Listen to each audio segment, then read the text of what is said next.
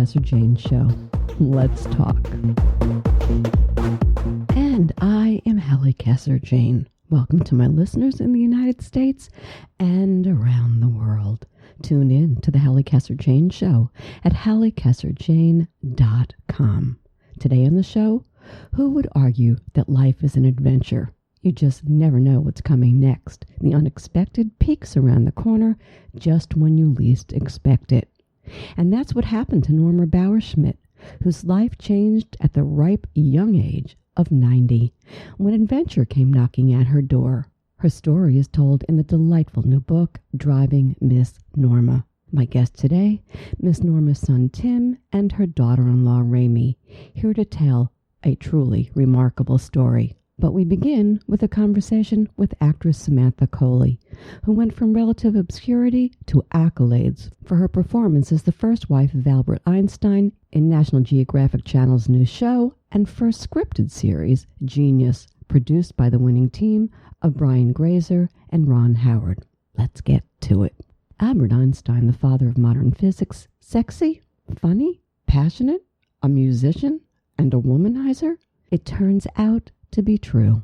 Einstein's full character comes to light in the brilliant new National Geographic Channel show and first scripted series, Genius, produced by the winning team of Brian Grazer and Ron Howard, directed by, among others, Ron Howard, and starring such greats as Geoffrey Rush as the mature Einstein, Johnny Flynn as young Albert, Emily Watson as Einstein's second wife, and my guest today, English actress Samantha Colley, as Einstein's first wife and long-rumored co-author of Einstein's Theory of Relativity. Colley is best known for her stage work at the Young Vic in London, where she played Abigail Williams in The Crucible back in 2014, and for her work on the TV series Endeavour and the PBS period drama Victoria. Let's talk.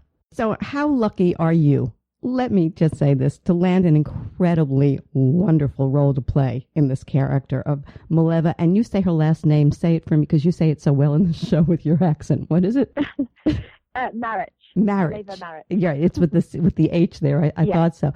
And you get to work in such a prestigious production. I got to ask you, you just pinching yourself? I mean, every actress would die for this role. Yes, I was. I was pinching myself quite a lot, actually. But in the end, we all became quite a close-knit kind of group, a bit kind of like a family, actually. And so by the end, I was just, really loving being around everyone. And they're just such wonderful people. And, people of that level, I've since learned they don't get to that level by accident. And they're often just very special, hardworking, brilliant people. So, yeah, it was wonderful. Well, it was wonderful, and you give a wonderful performance. How tough was it to land the role? I mean, how did you even get into the competition for it? Thank you. I think I got asked to audition in the same way as everything else, and at the moment I realised that she was Serbian. I thought, well, I don't really have hope at all, but I'll give it a go. And I went in with a kind of a kamikaze YouTube attempt at the accent, and then for some reason they liked that tape, and I got to audition again, and Ron came to London and met me in London, and yeah, it was again, that was a bit of a pinch me thing, because I don't know why they thought I was okay, but I think they did.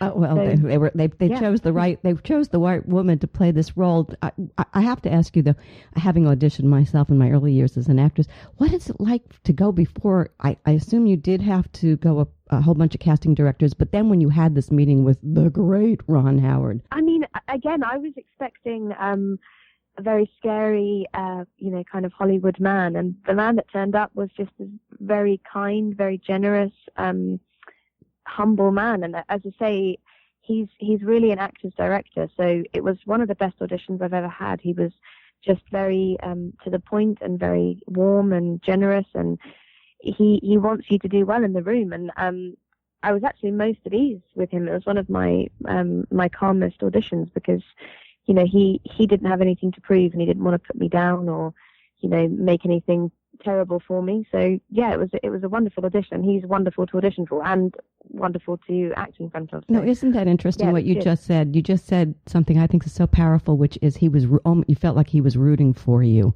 That's pretty cool. That's great. Yes, yeah. Yeah, to have that kind of a person there. Yeah, Yeah, you can tell. Oh, definitely. And you can tell when a casting director or a director is rooting for you, or they're just shut off to you.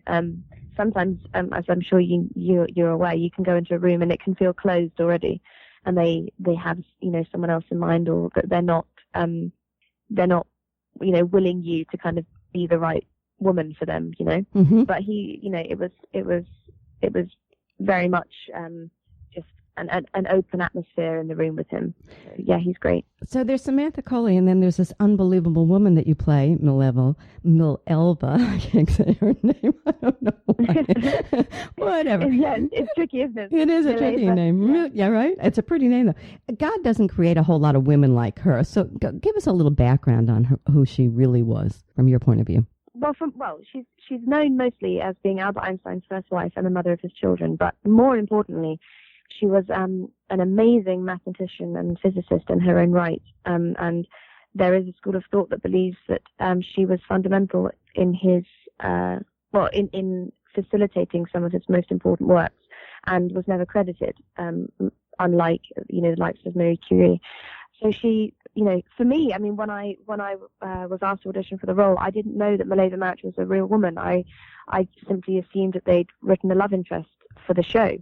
And when I researched her, I was kind of aghast that I didn't know she existed, because to me, she's a feminist icon that's just sat there in history that no one knows about. And I felt quite hard done by, actually, that I didn't have her as a role model and as an inspiration when I was a young woman, and even now today, because she's a real example of triumphing over adversity. She was born with a congenital hip misalignment, and so she overcame physical disformity, but also she rose through the ranks of education at a time when that was kind of impossible for women, and she demanded to be taken on an equal footing as any man. And she was the only woman in the class at the Zurich Polytechnic where she met Albert Einstein, and scored higher than him in mathematics exam. And she had a glittering future ahead of her. And she's a bit of a cautionary tale, because she met Albert and things went south a bit, to say the least. And so it's a wonderful story, and and it's a wonderful role, and I felt real responsibility, but also such a privilege to be breathing life into her story again. And it's a hope of mine that just one woman, one young girl, will kind of Google her and think that she's brilliant and take inspiration from her. Because something else that I found quite heartbreaking in my research was she didn't believe she was lovable. A lot of her letters, especially to her best friend, question whether she's lovable and what she could do to make herself lovable for people. And again, it makes her story all the more tragic. And there's there's so many angles on this I could go down the road with you on. First of all, she was incredibly hard on herself. I mean, oh my gosh. I mean, if anybody had to put, could you relate to that?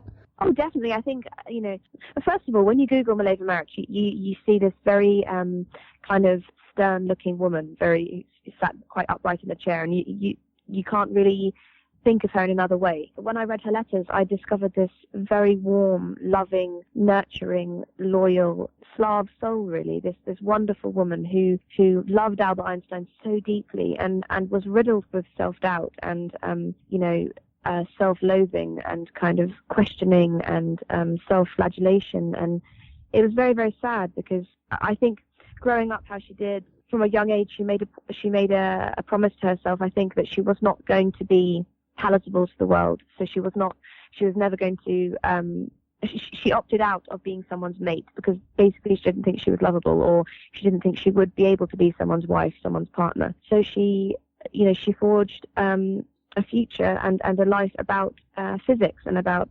mathematics and being, an impressive scientist in her own right. And so when she meets Albert, and that kind of cracks her heart open to the possibility of being that for someone, the very real female struggles that, I still struggle with today in 2017, of having to juggle, having the right to go after your own career and what you think your own potential is, but also being someone's partner, someone's wife, someone's mother, someone's caretaker, Yeah, the old juggle, huh? Yeah, the old juggle. The old juggle. Welcome to a woman's life. She didn't really know how to do that. Yeah, exactly. I hear you. But so if there's one key for you that was to unlocking the key so that you would have the character, what do you think was the one thing in her character that you discovered that made it easy for you to unlock her inside of you? Was there one thing? I think it was the dichotomy. Imagined her like a conker.